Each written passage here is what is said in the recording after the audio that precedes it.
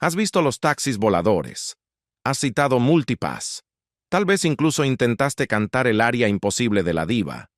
Pero The Fifth Element es mucho más que un espectáculo de ciencia ficción de culto. Es un sueño febril de moda, caos y drama detrás de cámaras que estuvo a punto de implosionar. ¿Sabías que el micrófono del villano fue modelado a partir de un juguete sexual francés? ¿O que Luc Besson eligió a su propia esposa para el reparto y luego la dejó a mitad del rodaje por su estrella de 21 años? Eso es solo el comienzo. De pollos protésicos a matrimonios que se derrumbaron, aquí tienes 15 datos sorprendentes, extraños e inolvidables que probablemente nunca supiste sobre The Fifth Element. Abróchate el cinturón, Corbin. Gary Oldman lo hizo como un favor, y lo odió.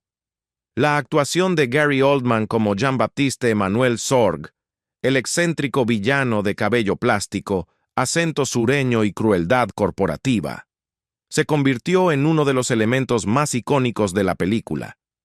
Pero el propio Oldman no le tiene ningún cariño. En entrevistas ha sido directo. No lo soporto. Entonces, ¿por qué aceptó el papel? Por lealtad. Luc Besson había ayudado a financiar Neil by Mouth, el debut como director de Oldman, y Oldman devolvió el favor firmando para The Fifth Element, sin siquiera leer el guión. Más tarde admitió que no tenía idea de lo que estaba pasando, llamándolo un desastre, pero más o menos divertido. Aún así, nunca vio el montaje final. La película destruyó el matrimonio de Besson. Cuando comenzó la producción, Luc Besson estaba casado con la actriz y directora francesa Maïwenn Levesque, quien lo había apoyado durante gran parte de su carrera temprana. En un giro digno de su propia película, Maïwenn interpretó a Diva Plavalaguna, la misteriosa cantante de ópera de piel azul, mientras Besson se enamoraba de Milla Jovovich, de 21 años, quien interpretaba a Lilu. La química en el set se transformó en un romance en la vida real. Para cuando The Fifth Element se estrenó en Cannes en 1997, Besson había dejado a Maïwenn y se había casado con Jovovich. Pero la relación no duró. Se divorciaron solo 2 años después, en 1999. La película pudo ser un triunfo creativo, pero las consecuencias emocionales detrás de cámaras fueron profundas. Bruce Willis aceptó un enorme recorte salarial y ganó en grande. A mediados de los 90, Bruce Willis era uno de los actores mejor pagados de Hollywood, tras éxitos como Die Hard with a Vengeance, Pulp Fiction y 12 monos. Así que cuando Luc Besson se acercó a él para The Fifth Element, el director, con un presupuesto ajustado, esperaba que Willis rechazara la oferta. En cambio, Willis sorprendió a todos. Aceptó un importante recorte salarial, reduciendo drásticamente su tarifa habitual de 15 a 20 millones de dólares, a cambio de un porcentaje de las ganancias de la película. Fue una jugada arriesgada, pero dio resultado. El filme recaudó más de 263 millones de dólares en todo el mundo, y Willis terminó ganando mucho más que con un salario fijo. Trato inteligente. Tipo inteligente. Jean-Paul Gaultier diseñó 900 vestuarios a mano. El legendario diseñador francés Jean-Paul Gaultier no solo prestó su nombre a The Fifth Element, vivió y respiró la película. Encargado de crear un vestuario completamente original para un futuro 300 años adelante, Gaultier diseñó más de 900 trajes individuales, incluidos los de todos los extras en Fhloston Paradise. Inspeccionaba personalmente cada uno todas las mañanas, desde las azafatas con tacones y minifaldas hasta los monjes espaciales con túnicas geométricas. El infame atuendo de vendas de Lee Low, hecho con cinta médica y látex, se convirtió en uno de los looks de ciencia ficción más reconocibles del cine. Las creaciones de Gaultier desafiaron las normas de la moda, fusionando fluidez de género, fetichismo y futurismo de una manera que aún hoy influye en la cultura pop. El protagonista y el antagonista nunca se encuentran. Es uno de los datos más extraños de The Fifth Element. Bruce Willis y Gary Oldman, el héroe y el villano de la película, nunca comparten una sola escena. De hecho, ni siquiera estuvieron en el set al mismo tiempo. Willis terminó de filmar apenas días antes de que Oldman comenzara. Las historias de Corbin Dallas y Sorg se desarrollan en paralelo, afectándose constantemente, pero siempre se pierden por minutos, incluso a bordo de Flushton Paradise. Aún así, gracias a un montaje inteligente y actuaciones sólidas, la mayoría del público nunca lo nota. Es uno de los raros casos en el cine de gran presupuesto donde el conflicto principal se desarrolla por completo a través de una tensión indirecta. El idioma de Lilu era real, más o menos. El extraño y entrecortado modo de hablar de Lilu no era un simple galimatías. Era un idioma completamente construido, con su propia sintaxis, gramática y un vocabulario de 400 palabras. Luc Besson inventó el lenguaje divino mientras escribía el guión y luego trabajó estrechamente con Milla Jovovich para ampliarlo durante la producción. Ya fluida en 4 idiomas, Jovovich lo aprendió tan bien que ella y Besson comenzaron a escribirse cartas y a mantener conversaciones completas en ese idioma en el set. No era solo actuación de método, era construcción lingüística de mundo. Sus intercambios privados incluso ayudaron a dar forma al crecimiento emocional de Lilu en la película, otorgándole una voz que se sentía antigua y alienígena a la vez. Hay referencias ocultas a Valerian y Lorelei por toda la película. Mucho antes de que Luc Besson adaptara Valerian and the City of a Thousand Planets, su influencia ya pesaba sobre The Fifth Element. Besson era un gran fan de la serie de cómics Valerian et Laureline, especialmente de su audaz estilo visual y su tono satírico. Los artistas franceses Jean-Claude Messier y Jean Giraud, ambos vinculados a Valerian, fueron contratados para diseñar el Nueva York futurista, criaturas alienígenas y naves espaciales. El taxi volador de Corbin, sacado directamente del cómic The Circles of Power de Mézières, publicado en 1994. Incluso los alienígenas de fondo evocan a la raza Shingus de Valerian. No solo estás viendo The Fifth Element, estás viendo el plano espiritual de Valerian. Chris Tucker estuvo a punto de ser reemplazado a mitad del rodaje. La interpretación de Chris Tucker como Ruby Rhod, ruidosa, extravagante y de voz aguda, fue polémica desde el primer día.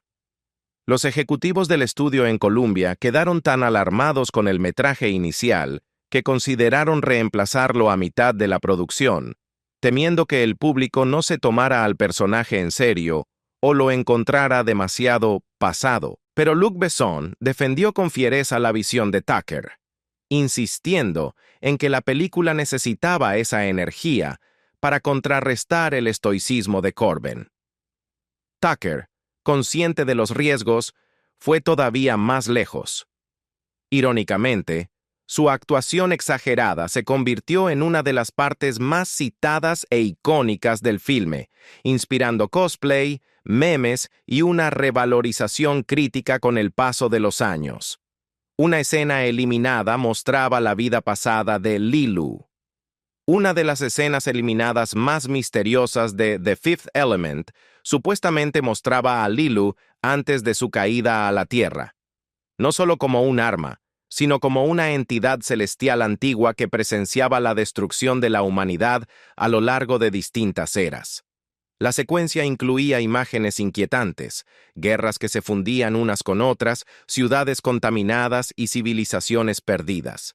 Diseñada para explicar por qué Lilu dudaba en salvar a la humanidad, fue finalmente descartada por cuestiones de ritmo y tono.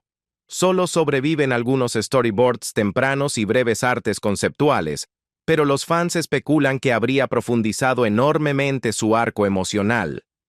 Algunos aún esperan que exista en los archivos de Luc Besson, aguardando un futuro director's cut.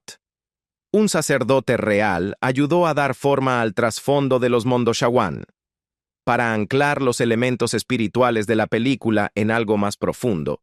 Luc Besson habría consultado a un teólogo católico francés durante la preproducción. ¿El objetivo? Añadir una capa simbólica a los Mondoshawan, los lentos guardianes metálicos de las piedras elementales. El resultado fue una mezcla de ciencia ficción y alegoría espiritual. Su nave recuerda a una catedral, su caminar imita procesiones religiosas y su misión evoca un juicio divino. El sacerdote incluso asesoró sobre simbolismo geométrico, lo que dio lugar a la cámara del templo en forma de cruz y al sagrado quinto elemento como representación del amor divino. Es una capa sutil, pero añade peso al núcleo espiritual del filme. El pollo de Lilu era de espuma, y Mila lo odiaba. Esa escena alegre en la que Lilu devora un pollo perfectamente asado en un microondas futurista fue, detrás de cámaras, cualquier cosa menos apetecible. El pollo estaba hecho de goma espuma, pintado para parecer real y cubierto de glicerina para darle un brillo grasoso y comestible. Mila Jovovich tuvo que fingir placer durante múltiples tomas, pero luego confesó que fue uno de sus momentos menos favoritos del rodaje. «Era asqueroso», dijo a un periodista. «Tenía ganas de vomitar». La cámara lo disimula bien, pero la escena del pollo se convirtió en un recordatorio de que la magia del cine a menudo sabe terrible, literalmente. El presupuesto fue tan alto que casi quiebra a Gaumont. En el momento de su producción, The Fifth Element fue la película más cara jamás realizada fuera de Hollywood, con un presupuesto descomunal de entre 90 y 100 millones de dólares. El estudio francés Gaumont asumió la mayor parte del riesgo, apostándolo todo a la visión de Luc Besson, y casi le cuesta la existencia. La presión era enorme. Si la película fracasaba, la compañía cinematográfica más antigua de Francia podía irse a la bancarrota. Para salir a flote, necesitaban un éxito internacional masivo. Afortunadamente, la apuesta funcionó. Por poco. La película recaudó más de 263 millones de dólares en todo el mundo, pero debido a los costos de marketing y los acuerdos de reparto de ganancias, Gaumont escapó del desastre financiero por un margen muy estrecho. El micrófono de Ruby Rhod se inspiró en un juguete sexual. Jean-Paul Gaultier, siempre dispuesto a borrar las fronteras entre moda y provocación, reveló que el micrófono dorado de Ruby Rhod fue diseñado deliberadamente para parecerse a un juguete sexual francés. La forma fálica no fue casualidad. Era un comentario irónico sobre la sexualidad explícita de Ruby y su expresión de género fluida. Gaultier creía que la moda del futuro desafiaría todas las normas, incluso los objetos que la gente lleva y cómo expresa el deseo. El micrófono se convirtió en uno de los accesorios más icónicos del personaje, sumando otra capa de extravagancia al papel de Chris Tucker. Y sí, a Besson le encantó. ¿Al estudio? No tanto. Pero siguieron adelante. Los trajes de los Mondoshawan causaron problemas médicos. Los enormes trajes alienígenas usados por los actores que interpretaron a los Mondoshawan eran extremadamente pesados. Cada uno superaba los 40 kilos. Varios dobles de acción sufrieron agotamiento por calor y fuertes dolores de espalda durante el rodaje. Un actor incluso se desmayó dentro del traje, provocando un retraso en la producción. Más tarde, los disfraces fueron modificados con sistemas internos de refrigeración, prototipos tempranos de lo que hoy es común en el cosplay de alta tecnología. La película fue abucheada en su estreno en Cannes, antes de convertirse en un éxito. Sí, The Fifth Element inauguró el prestigioso Festival de Cannes en 1997, pero no todos quedaron impresionados. Críticos y cinéfilos abuchearon durante partes de la proyección, calificándola de chillona, infantil y excesiva. Variety incluso cuestionó si realmente pertenecía a Cannes. Irónicamente, el mismo público aplaudió la fiesta posterior de $1 millón y la película terminó convirtiéndose en un gran éxito de taquilla. La película inspiró una línea de moda real. En 2019, Jean-Paul Gaultier lanzó una colección limitada llamada Fifth Element Redux, celebrando el impacto del filme en la alta costura.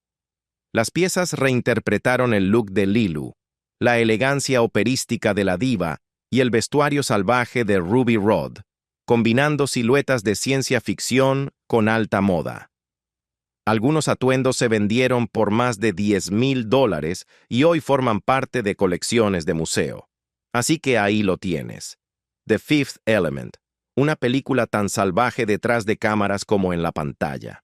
Entre rollos de film casi fatales, inspiraciones secretas y caos de vestuario, queda claro que no fue solo una película de ciencia ficción, sino un proyecto pasional, bellamente caótico, que contra todo pronóstico se convirtió en un clásico de culto. ¿Cuál de estos datos te sorprendió más? ¿Ya sabías que Prince estuvo a punto de ser Ruby Rhod? ¿O que el idioma de Leeloo era real? Cuéntanos en los comentarios.